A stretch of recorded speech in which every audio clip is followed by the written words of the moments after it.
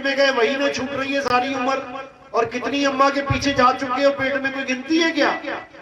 लाखों करोड़ों अरबों खरबों माताओं को छोड़ के आज तुम एक माता को अपनी मां मान के बैठे हो और पिछली माता तुम्हारे दिमाग से आउट।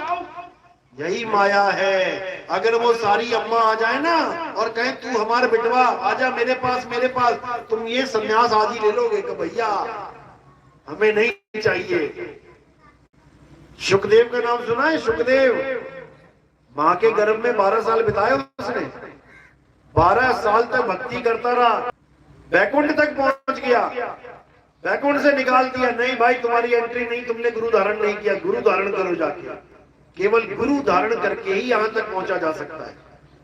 अब बाहर कौन निकले उसको पता है, बाहर निकला तो ये जो मेरी याददाश्त शक्ति है ये भूल जाएगा। मैं ये माया भुला देगी। गर्भ में सब याद रहता है, गर्भ में एक एक चीज याद रहती है। गर्भ में यही अरदास करता है, हे भगवान एक बार बाहर निकाल दे, एक बार बाहर निकाल दे, सारी उम्र तेरी भक्ति करूंगा। और बाहर निकलते ही ठंडी ठंडी हवा लगती है तो हवा हवाई हो जाता है सारा ज्ञान। तो 12 साल मां के गर्भ में बैठा रहा कि मैं निकलूंगा ही नहीं।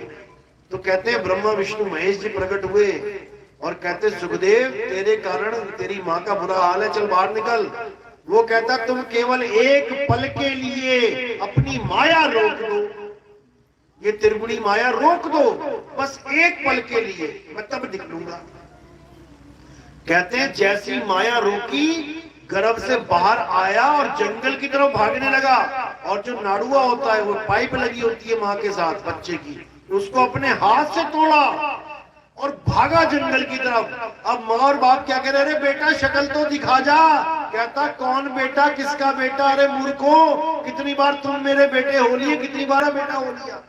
यहाँ कोई किसी का माँ बाप बेटा नहीं है, भागो, यह माया का जाल है।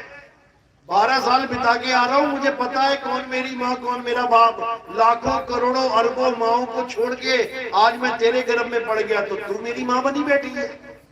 और माँ कहूं तो किसको? हड्डी को, मांस को, चिथड़े को। ये है मेरी माँ, जिसको मैं खुद ही उठा के एक दिन जला दूंगा, वो है मेरी माँ। जिंदा माँ की उंगली तुम कभी चूल्हे में लगा के देख सकते हो क्या? कभी माचिस लगा सकते हो अपनी माँ की? नहीं लगा सकते। लेकिन जब माँ सच में चली जाती है छोड़ के उस शरीर को, तो कैसे उठा के आग में रख देते हो? क्योंकि तुम्हें भी पता लग जाता है ये मेरी माँ नहीं है, मेरी माँ तो चली गई। इसको समझ लो अच्छी तरह। तो चलो बहुत लंबा सत्संग हो गया है, समझ में तो आ रहा है ना?